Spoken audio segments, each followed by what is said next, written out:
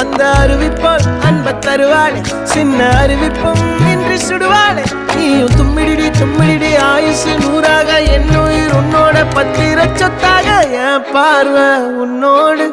உன் பொம்மை கண்ணோடு பேசாமல் விண்ணோடு நாம் மிதந்து போவோம் காதாரா அடியானாலும் நான் தாங்க மாறோடு